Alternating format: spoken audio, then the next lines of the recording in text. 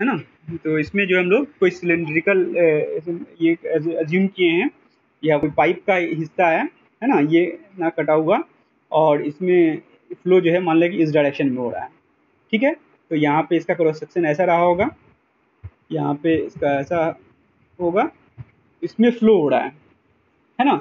ये फ्लो जो होता है हो रहा है, तो ये ग्रेविटी की वजह से राइट में दिख रहा है ऊपर की तरफ है, तो अब ये ग्रेविटी की वजह से नहीं होता होगा, इसमें प्रेशर की वजह से यहाँ फ्लो हो रहा होगा, है ना।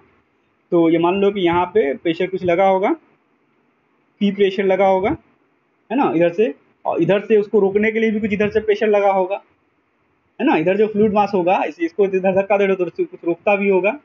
तो मान लें कुछ यहाँ पे जो प्रेशर है थोड़ा सा बढ़ गया होगा, यहाँ प्रेशर उतना प्रेशर से वो धक्का देता होगा इधर, तो यहाँ पे जो है पी प्लस समथिंग मान लो कि प्रेशर होगा। अब जो है इसका जो ये डिस्टेंस है, ये मान लेते हैं हम लोग कि ये डी एस डिस्टेंस है, डी एस। कोई एस डायरेक्शन है, ये ना एक्स डायरेक्शन है, ना वाई है, ना जेड है, इसको डी एस बोल दे रहे हैं हम लोग, ठीक है। तो ये डी एस डायरेक्शन है। तो डी एस डायरेक्शन में मान लो कि प्रेशर जो है बढ़ रहा है dough P by dough S के रेट से, है ना। Dough P by dough S के रेट से प्रेशर बढ़ रहा है, तो डी एस डिस्टेंस पे कितना बढ़ जाएगा, dough P by dough S into D s, इतना प्रेशर बढ़ जाएगा। यहाँ पे प्रेशर इतना हो गया, मान लीजिए इतना इतना प्रेशर है। वो इधर इधर का जो फ्लो ऐसे करवा रहे हो तो ये धक्का इधर देगा, है ना, ये वाला इधर धक्का दे रहा है ऊपर जाने के लिए, वो इधर इधर का मास इधर इस पे धक्का देगा। तो इस फ्लूइड मास पे जो भी फोर्स लग रहा है उसके बारे में हम लोग इमेजिन कर रहे हैं ना। एक तो इधर ये से प्रेशर लगा रहा है, ये इधर से प्रेशर लगा रहा है, इधर से पी लगा रहा है, यहाँ से पी प्लस थोड़ा सा बढ़ गया, पी प्लस ये डो पी ही है ना, पी प्लस थोड़ा सा बढ़ गया, डो एस तो कट ही जाएगा, डो एस डी एस। लिखने का ये तरीका है कि dough P by dough S rate था बढ़ने का, तो डी एस डिस्टेंस के बाद तो dough P by dough S into D S बढ़ जाता है ना, ये तरीका होता है लिखने का। तो यहाँ पे पी है, पी प्रेशर, इधर से ये पी प्लस इतना हो गया, ठीक है।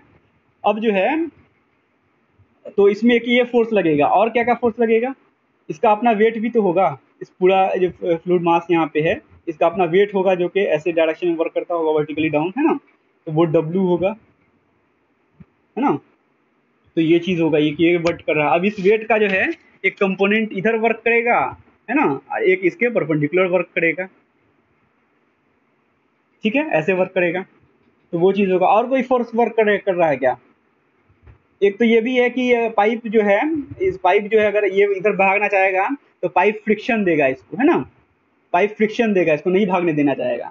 तो फ्रिक्शनल फोर्स भी हम लोग यहाँ पे बना सकते हैं, लेकिन हम लोग फ्रिक्शनल फोर्स यहाँ पे नहीं डालेंगे, क्योंकि जो बर्नौलीज इक्वेशन को जो बनाया गया है इसमें कुछ एजम्पन्स किया हुआ है, कुछ चीज़ों को एज्यूम किया हुआ है कि ये चीज़ है ना। तो एजम्पन जो है हम लोग यहाँ पे साइड में लिखते हुए चल रहे हैं कि क्या क्या एजम्पन किया हुआ है। तो एजम्पन में है पहला जो चीज़ अभी बोले हैं कि ये चीज़ बर्नौलीज ने ही एजम किया था कि पाइप में जो फ्लो हो रहा है ना, इसमें फ्लूइड जो है वो आइडियल फ्लूइड है। आइडियल फ्लूइड अगर होगा तो वो क्या करेगा, वो क्या नहीं देगा, शियर रेसिस्टेंस नहीं देगा। तो यहाँ से ये ऊपर धक्का दे रहे हो तो इस सरफेस है वो इसको ऐसे रोकना नहीं चाहेगा ना, शियर नहीं करेगा। तो जो है पहला एजम्पन क्या उन्होंने मान लिया कि फ्लो इज आइडियल, है ना, या fluid is ideal, flow is ideal, fluid जो है आइडियल है। तो ये हम लोग जो शियर रेसिस्टेंट वाला बात हम लोग नहीं बोलेंगे ना, तो सिर्फ ये प्रेशर लग रहा है, इसका अपना वेट लग रहा है, यही समझ में आ रहा है ना। तो अब जो है हम लोग इसको बैलेंस करेंगे, ठीक है।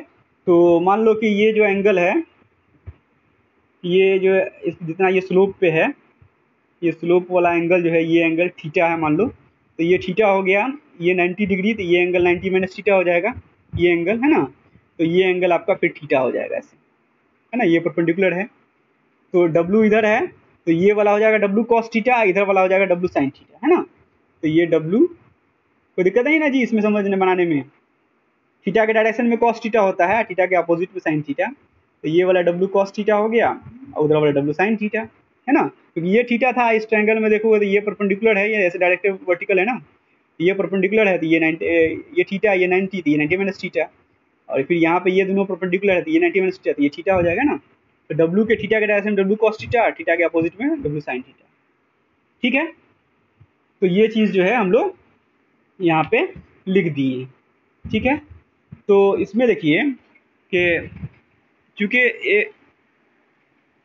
अनबैलेंस फोर्स जो होता है, अनबैलेंस फोर्स इक्वल टू कितना होता है, अनबैलेंस न्यूटन का सेकंड लॉ होता है ना, unbalance force F equal to कितना होता है, ma, एन में होता है ना। तो इस पे लगने वाला टोटल अनबैलेंस फोर्स हम लोग निकाल रहे हैं, कितना अनबैलेंस फोर्स लग रहा है उतना के बराबर इसमें जो है एक्सेलरेशन जो है इनटू मास होगा, है ना। अनबैलेंस फोर्स जितना लगेगा उतनी ही एक्सेलरेशन से है ना वो आगे बढ़ेगा, उतनी फोर्स की वजह से जो मूवमेंट होगा वो आगे बढ़ेगा। तो इस पे अनबैलेंस फोर्स कितना लग रहा है वो हम लोग कैलकुलेट कर रहे हैं, एफ, है ना। तो अनबैलेंस फोर्स क्या क्या लगा, एक तो इस डायरेक्शन में हम लोग बात कर रहे हैं, एक तो पी है, पी इंटू ये जो एरिया होगा उतना का फोर्स लगेगा। तो मान लो कि ये क्रॉस सेक्शन एरिया इसका जो है डी ए एरिया, है ना। इसका भी ये यहाँ तो हम लोग सिलेंड्रिकल माने है ना, तो एरिया सेम ही होगा। तो यहाँ डी ए तो इधर भी डी ए ही होगा, ठीक है। ये भी एरिया डी ए, ये भी ये डी ए है ना, मान लेते हैं कि ये है। तो अनबैलेंस फोर्स में पहला फोर्स तो ये लगेगा कि P इंटू डी ए, तो P इंटू डी ए पहला फोर्स है, ठीक है। अब वो फोर्स इस डायरेक्शन में है, दूसरा फोर्स इस डायरेक्शन में लग रहा है, तो वो इतना प्रेशर गुना ये एरिया लगेगा, है ना। तो ये इसको अगर प्लस माने हो इस डायरेक्शन को, फ्लो के डायरेक्शन को, इसको माइनस में मानना होगा। तो P into D A minus ये प्रेशर गुना डी ए करना होगा ना, माइनस ये प्रेशर P प्लस डो P by dough S into D S into D A, है ना, ये करना होगा। फिर जो है ये W का जो ये कंपोनेंट है W साइन थीटा, ये भी ऐसे डायरेक्शन में लग रहा है फ्लो के अपोजिट, इसको भी माइनस लिखना होगा, minus W sine theta is equal to M A होगा, है ना। और ए जो है एक्सेलरेशन एस डायरेक्शन में हो रहा है, ये डायरेक्शन को एस हम लोग माने हुए ना डी एस, तो हम लोग एम इंटू ए की जगह पे ए एस लिखते हैं, मतलब एस डायरेक्शन में वेलोसिटी। अब चूंकि देखो इसको जो है ना ये डायरेक्शन एस डायरेक्शन हम लोग माने हुए हैं, ये डी एस है। अब यहाँ पे इसको हम लोग ऐसे कर रहे हैं एकदम हॉरिजॉन्टल, तो ये एक्स डायरेक्शन है ना, इसको ऐसे मिला दिए तो ये डायरेक्शन हम लोग का एक्स डायरेक्शन हो गया, ये वाला डायरेक्शन वाई या जेड मान लो, है ना, तो ये डायरेक्शन हो जाएगा। ये डायरेक्शन जो है हम लोग का ये जेड हो मान लें, तो इसको जो है ये डिस्टेंस जो है इसको हम लोग डी एक्स मान ले सकते हैं, इतना डिस्टेंस जो है ये डी एक्स हो जाएगा। और इतना यहाँ से ये वाला डिस्टेंस जो है इसको हम लोग डी जेड बोल सकते हैं, बोल सकते हैं ना। ये ऐसे में डी एस है, ये डी एस है ना, ऐसे ये बोले ना ये डी एस है। तो उसका जो इसका जो ये हॉरिजॉन्टल कंपोनेंट इसको डी एक्स बोल देते हैं, इसका वर्टिकल कंपोनेंट इसको डी जेड बोल देते हैं ना, ठीक है। ये मान लेते हैं कि इसको ये इतना डी एक्स है, ये डी जेड है इसका वर्टिकल। तो ये चीज़ हो गया, क्योंकि एक डायरेक्शन की बात कर रहे हैं हम लोग, ऐसा नहीं कंफ्यूजन हो जाए, इसलिए यहाँ पर एक्सेलरेशन इस डायरेक्शन में एक्सेलरेशन हो रहा है, इसको ए एस लिखे हैं, ठीक है। तो अब हम लोग इसको सिंप्लीफाई कर लेते हैं, तो ये हो जाएगा P into D A minus यहाँ पे भी P इंटू डी ए, ये हो जाएगा P इंटू डी ए, फिर ये माइनस ये इतना इंटू फिर डी ए माइनस ये डो P by dough S into D S into D A, है ना, ये चीज़ हो जाएगा। फिर माइनस W, और W कितना होता है, वेट जो होगा वो कितना होगा कभी भी रो, हाँ नहीं mg तो है ही है, m जो है वो कितना लिखते हैं, मतलब इसके टर्म में डेंसिटी और इस सब के टर्म में W को कितना लिखेंगे, इसे इस सिलेंडर है ना, सिलेंडर का एरिया dA है और उसका ds उसका लंबा चौड़ाई है, तो वॉल्यूम कितना हो जाएगा, जैसे यहाँ पे हम साइड में लिख ले रहे हैं, यहाँ पे लिख दे रहे हैं वॉल्यूम ऑफ सिलेंडर जो होगा इज इक्वल टू होगा कितना dA इंटू ds। इसमें कोई डाउट है, ये सिलेंडर है ना, इसका एरिया dA है और इसका ds का हाइट है, सिलेंडर का एरिया गुना इसका हाइट कर देंगे, इसका ये वॉल्यूम निकल जाएगा, है ना।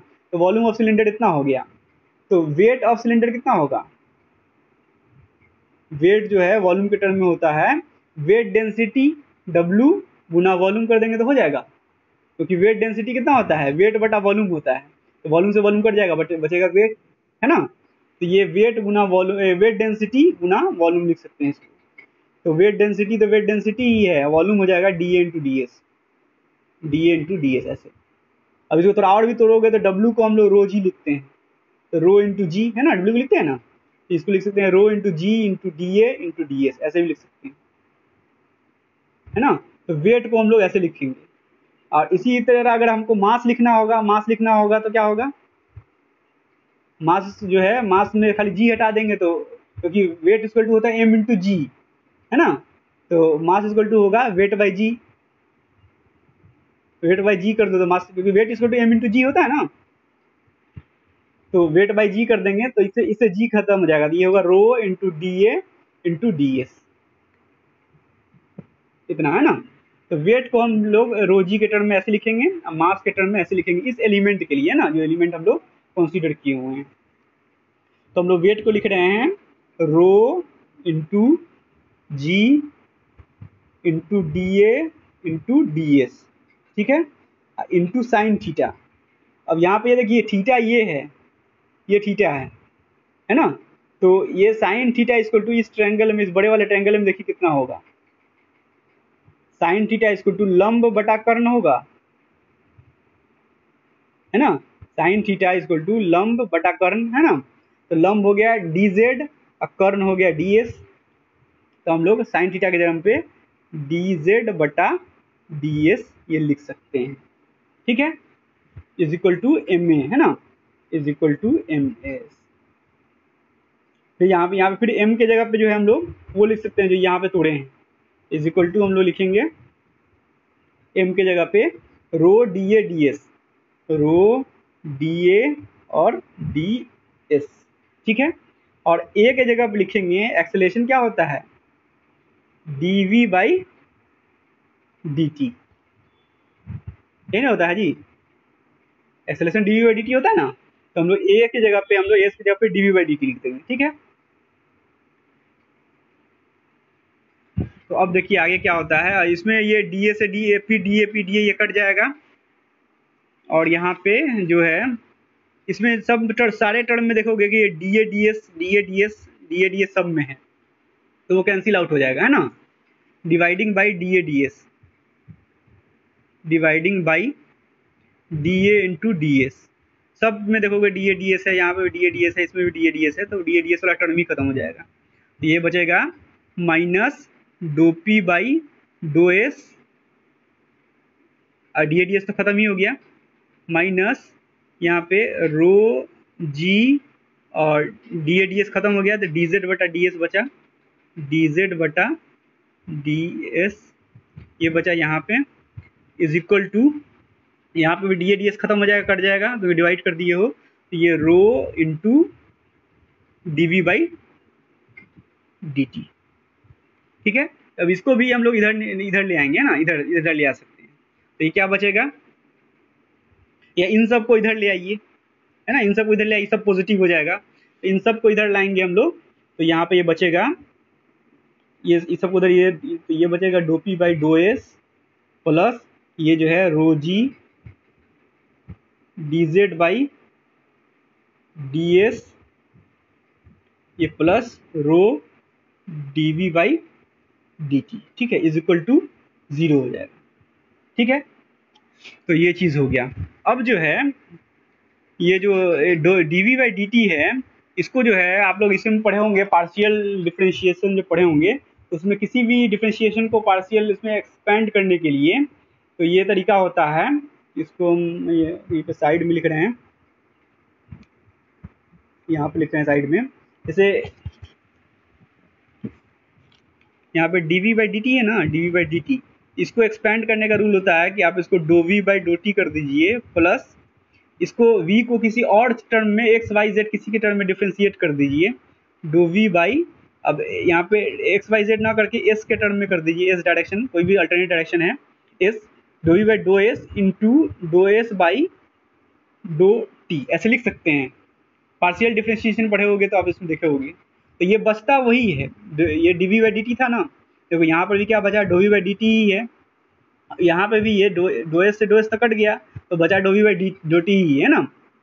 तो पार्शियल डिफरेंशिएशन में ऐसे एक्सपेंड करने का रूल होता है ना, आप लोग मैथ में पढ़े होंगे ये चीज़। तो उस हिसाब से हम लोगों ने यहाँ पे एक्सपेंड कर लिया, तो यहाँ पे ये बचेगा डो we by dough T plus, अभी इसमें देखिए ये dough S by dough T क्या हुआ, एस डायरेक्शन में दूरी है और टाइम डिवाइड बाई टाइम, तो ये हो गया एस डायरेक्शन में वेलोसिटी हुआ ना जी, एस डायरेक्शन में दूरी और बाई टाइम, तो एस डायरेक्शन में वेलोसिटी हो गया ये टर्म। इसको हम लोग v लिख देंगे या vs लिख दीजिए यहाँ पे, है ना, इंटू ये डो वी बाई डो एस है, इसको ऐसे ही रहने डो वी बाई डो एस। तो ये इस फॉर्म में हो गया। तो इसी फॉर्म में इसका नाम होता है, इसका नाम होता है लोकल, ये पूरे ये जो है एक्सेलरेशन को ही तो लिख रहे हो ना, इसको हम लोग बोलते हैं लोकल। उतना नहीं डिटेल नहीं जाना है, लेकिन नाम आ गया या तो बोल देते हैं इसको लोकल एक्सेलरेशन बोलते हैं। ये जो टर्म होता है इसको कॉन्वेक्टिव एक्सेलरेशन बोलते हैं, कॉन्वेक्टिव एक्सेलरेशन। मतलब ये टाइम के वाला के साथ है, ये डिस्टेंस और ये अदर फैक्टर के साथ है, इसको कॉन्वेक्टिव एक्सेलरेशन कहते हैं। तो उसमें नहीं जाना है हम लोग को, है ना, बस इस चीज़ को हम ऐसे लिख सकते हैं। अब जो है अगर इफ जो है स्टेडी फ्लो हो रहा होगा, अगर इफ स्टेडी फ्लो में क्या होता है, स्टेडी फ्लो में डो we by dough T equal to 0 होता है, टाइम के साथ जो है वेलोसिटी चेंज नहीं होता है ना। स्टेडी फ्लो का मतलब हो गया कि डो we by dough T equal to 0 हो जाएगा। इसका मतलब हम लोग का जो ये D we by D T है, d we by D t जो है उसको हम लोग ये लिख सकते हैं, ये टर्म तो 0 ही हो जाएगा, तो ये 0 plus V dough we by dough S हो जाएगा, ये चीज़ हो जाएगा, है ना। तो D we by D T equal to हो जाएगा 0 plus V D we by dough S, मतलब सिर्फ V D we by dough S बचेगा, है ना। इसको हम लोग यहाँ लिखेंगे इसकी जगह पे। और इसमें एक नया एजम्पशन क्या आ गया कि फ्लो कैसा है, स्टेडी फ्लो है। तो यहाँ पे हम लिख देंगे कि दूसरा एजम्पशन ये हमने नहीं माना, हम लोगों ने ये बर्नौलीज ने ही प्रूफ करने के टाइम में माना था कि जो हम लोग इसको जो फ्लो है वो हम लोग क्या है, स्टेडी फ्लो है ना, फ्लो इज स्टेडी फ्लो है। तो अब हम लोग इसके लिए डो वी बाई डो टी को इन्होंने 0 कर दिया, तो यहाँ पे हम इसके जगह पे जो टर्म पूरा है ये बचेगा वो लिख देंगे, है ना। तो ये डो P by dough S plus rho G D Z by D S plus rho into, अब ये D we by D T term सिर्फ बचा हुआ है V D we by D S, है ना, वी dough we by dough S is equal to 0 बचा है। अब एक चीज़ देख रहे हैं हम लोग कि इसमें जो है सबके नीचे एस एस एस है ना, सबके नीचे एस है, यहाँ भी s s d s d s d S, तो ये कट जाएगा, तो ये बचेगा d p plus rho g, यहाँ पे सिर्फ rho g into d z है ना, डी जेड भी ये बचा हुआ है, rho g into D s cut गया है, लेकिन डी जेड तो बचा ही हुआ है, plus rho v dough v, है ना। अब इसमें क्या करेंगे हम, एक बार और क्या आता है, dividing by rho into g कर देते हैं, dividing by rho into g, rho into g से जो है इसमें हम डिवाइड कर देते हैं। तो यहाँ पे क्या बचेगा, ये बचेगा d P by rho into g plus यहाँ से रो इंटू जी ये खत्म ही हो जाएगा, तो सिर्फ बचेगा डी जेड बटा कुछ नहीं बचेगा, सिर्फ डी जेड बचेगा ना, सिर्फ डी इंटू जेड ये बचेगा डी जेड प्लस यहाँ पे रो जी से डिवाइड करेंगे तो रो से रो कट जाएगा, नीचे में जी बचेगा ना, तो v dough we by g is equal to 0 इतना बचेगा, ठीक है। तो ये जो इक्वेशन है ना, इतना जो बन के आया, इतना को हम बोलते हैं आइलर्स इक्वेशन, आइलर्स इक्वेशन है ना, इतना को हम लोग सिलेबस में आइलर्स इक्वेशन नहीं पढ़ना है, लेकिन इतना ही जो यहाँ तक जो सॉल्व करके आया इसको आइलर्स इक्वेशन बोलते हैं। लेकिन इसका बहुत अभी तक हम लोग को सेंस नहीं समझ में आया कि इसका क्या मतलब होगा। इसको इस इक्वेशन को बर्नौलीज ने बहुत सिंप्लीफाई किया, उन्होंने क्या किया कि इसको इंटीग्रेट कर दिया, इंटीग्रेटिंग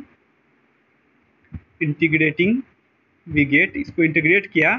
तो ये देखो ये इंटीग्रेशन में क्या हुआ कि इस पूरे चीज़ का इंटीग्रेशन हुआ, integration d P by rho into g plus integration of d z plus integration of v dough we by g is equal to, और जो कुछ नहीं होता है, कुछ नहीं, उसका इंटीग्रेशन करो तो क्या आ जाएगा, लास्ट में कांस्टेंट आ जाता है ना। ऐसे भी कोई भी चीज़ का इंटीग्रेशन करो तो लास्ट में एक इंटीग्रेटिंग कांस्टेंट बच जाता है ना, बच जाता है ना लास्ट में, जो सी या के कुछ भी लिखते हैं हम लोग, है ना। हाँ, तो यहाँ पे कोई कांस्टेंट हो जाएगा जिसको हम कांस्टेंट लिख देते हैं, जैसे सी या के कुछ भी लिख सकते थे। अब देखिए यहाँ पे जो है रोजी को हम लोग बाहर ले सकते हैं, जी तो ऐसे भी कांस्टेंट चीज होता है, उसको बाहर ले सकते हैं। रो क्या कांस्टेंट है, रो अगर कांस्टेंट होगा तो इसको इनकम्प्रेसिबल फ्लो बोलेंगे, है ना। तो इसमें बर्नौलीज ने एक नया एजम्पशन माना कि तीसरा एजम्पशन है कि फ्लो जो है इनकम्प्रेसिबल है, कंप्रेशन नहीं हो रहा है, इनकम्प्रेसिबल फ्लो है ना। इसका मतलब कि रो जो है रो इक्वल टू कांस्टेंट, ये एजम्पशन है ना, इनकम्प्रेसिबल फ्लो हो रहा है, तो हम लोग रो जी को बाहर ले सकते हैं, रो को भी या जी को भी बाहर ले सकते हैं। ठीक है, तो उन्होंने रो जी दोनों को बाहर लिया इंटीग्रेशन से, तो ये 1 रो जी बाहर हो गया, तो इंटीग्रेशन ऑफ डो पी सिर्फ बचा, तो ये खत्म हो जाएगा डो और ये, और ये इंटीग्रेशन ऑफ डो जेड बचा यहाँ पे, प्लस यहाँ पे जी जो है तो ऐसे भी कांस्टेंट होता है, जी बाहर हो जाएगा 1/g, तो integration of v dough v यहाँ पे बचेगा इज इक्वल टू कांस्टेंट। अब एकदम सिंपल हो गया है, डीपी का इंटीग्रेशन क्या होगा, पी, तो p by rho g plus dz का इंटीग्रेशन z, है ना, यहाँ पे 1/g और वी डी का इंटीग्रेशन वी स्क्वायर बाई 2, है ना, वी स्क्वायर बाई 2, और अगर यहाँ पे वी स्क्वायर होता है तो वी क्यू बाई 3, है ना, यही ना होता है जी, तो ये हो गया इक्वल टू कांस्टेंट। अब देखिए इसको जो है, इसको हम लोग सिंपल करके लिखते हैं, तो ये होगा p by rho g plus ये वी स्क्वायर वाला टर्म पहले लिखते हैं, वी स्क्वायर इंटू ये 2g हो जाएगा, v square by 2g plus z is equal to constant. यही जो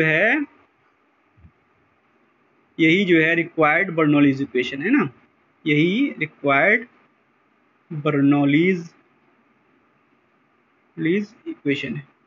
इसको आप ऐसे भी लिख सकते हैं, रो इंटू जी है, इसको डब्ल्यू भी लिख सकते हो, है ना, इसको और सिंप्लीफाई करके ऐसे भी लिख सकते हैं, पी बाई डब्ल्यू plus v square by 2g plus z is equal to constant.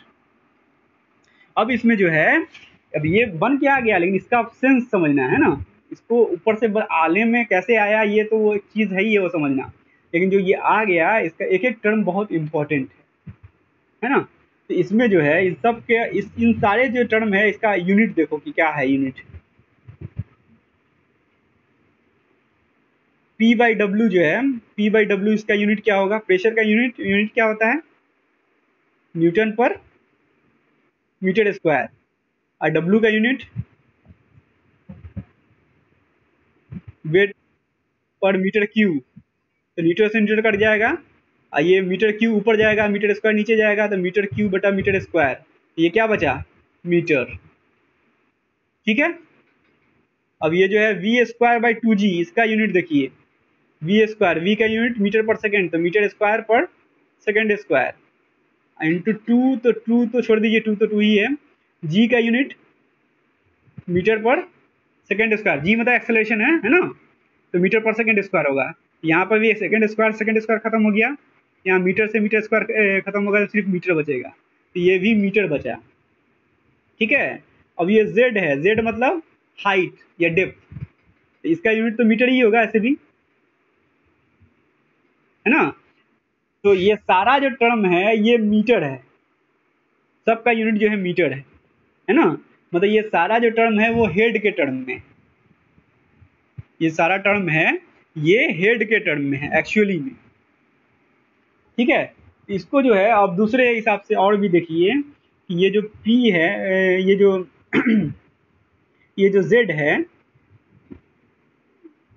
इस Z को जो है हम लोग ऐसे भी लिख सकते हैं, ये Z इक्वल टू जो है mg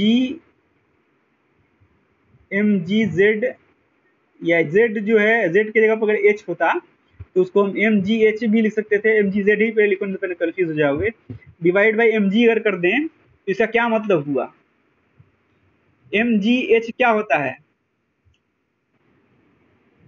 mgz क्या होता है, mgh फॉर्मूला सुने हो, किस चीज का फॉर्मूला होता है mgh,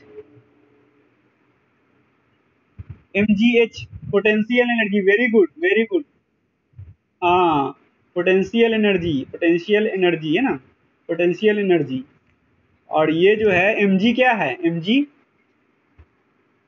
वेट है, तो ये वेट हो गया, तो ये जो टर्म z है एक्चुअली में potential energy per unit wait है।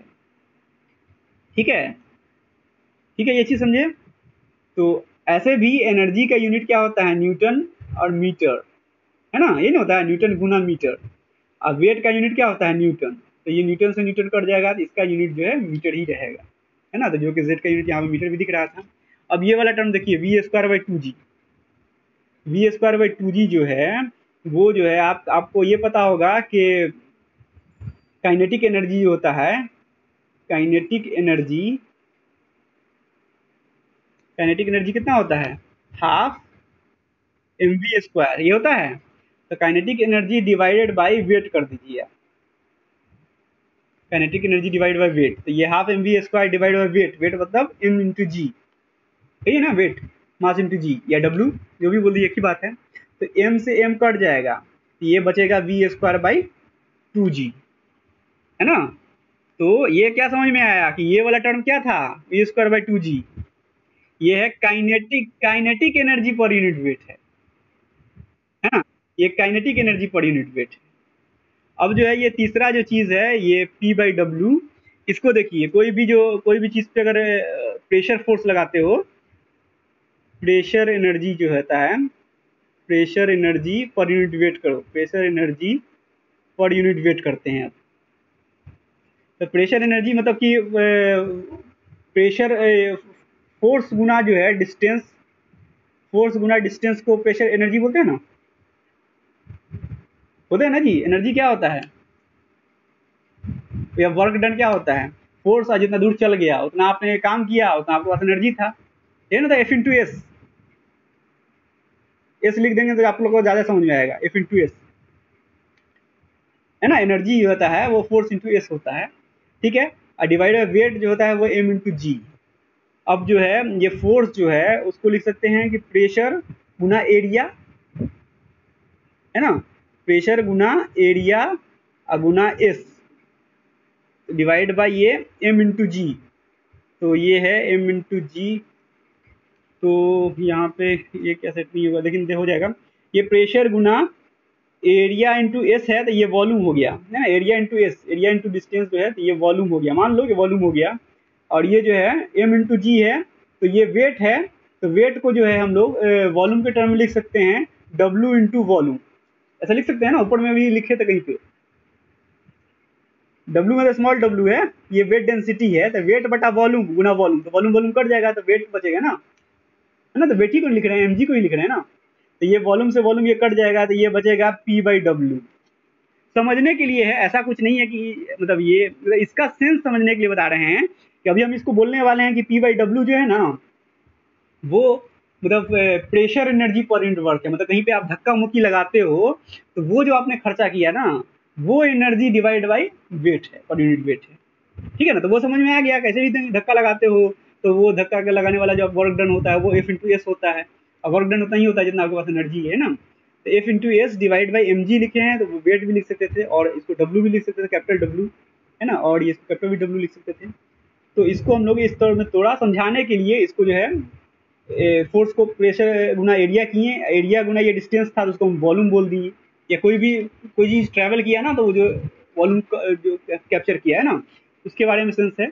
और ये वेट को जो हम लोग वेट डेंसिटी गुना वॉल्यूम के टर्म लिखिए, वॉल्यूम कट गया तो P/W ही बचा, है ना। तो इससे हम ये बताना चाह रहे हैं कि ये सारा टर्म है ना, ये सारे एनर्जी का टर्म है ये सब, है ना। ये जो पहला टर्म है ये है प्रेशर एनर्जी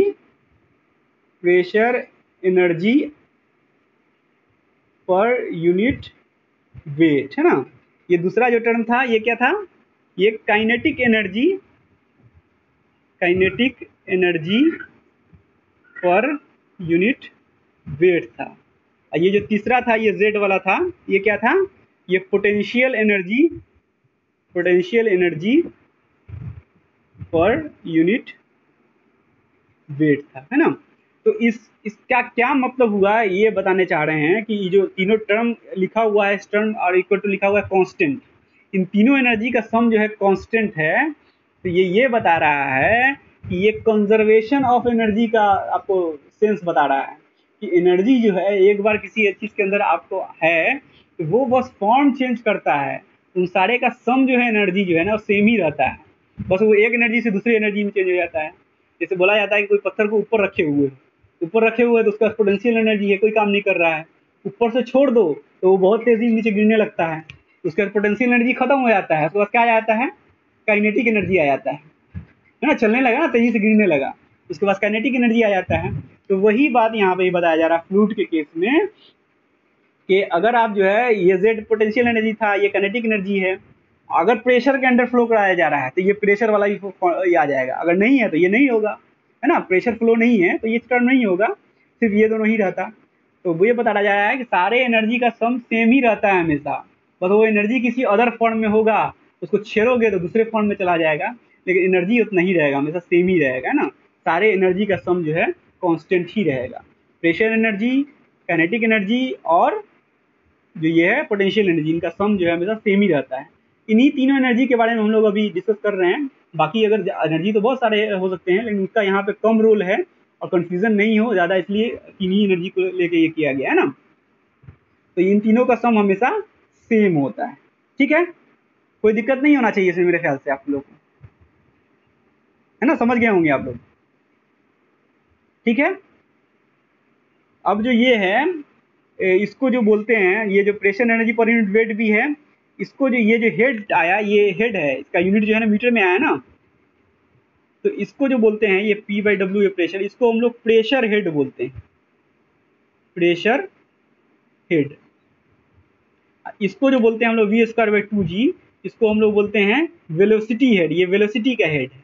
ये सब हेड ही है ना, सारा तो हेड मीटर मीटर में आया ना सबका यूनिट, तो ये हेड ही है ना सब, मतलब एनर्जी को हेड के फॉर्म में लिखे हुए हैं।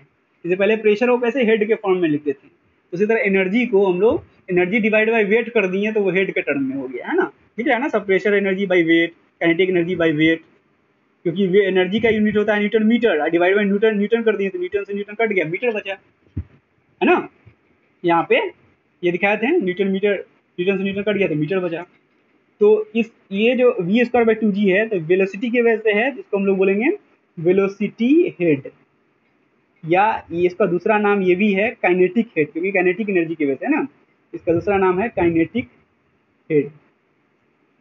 ये जो है ये आपका जो है ये जेड वाला जो है, इसको हम लोग बोलते हैं डेटम हेड। डेटम मतलब ये हाइट को बताता है, किसी भी कहीं से कोई चीज़ कितना ऊंचा पे है, ऊंचाई की वजह से ये हेड हो रहा है ना, ये हेड हो रहा है, इसको हम लोग डेटम हेड बोलते हैं। और इसका दूसरा नाम जो है पोटेंशियल हेड भी है, क्योंकि पोटेंशियल एनर्जी के फॉर्म में होता है ये, इसको पोटेंशियल हेड भी बोलते हैं। इसका दूसरा नाम है प्रेशर हेड तो है ही है, इसका एक और नाम है वो है स्टैटिक हेड, स्टैटिक हेड, ठीक है। ये चीज समझ गए,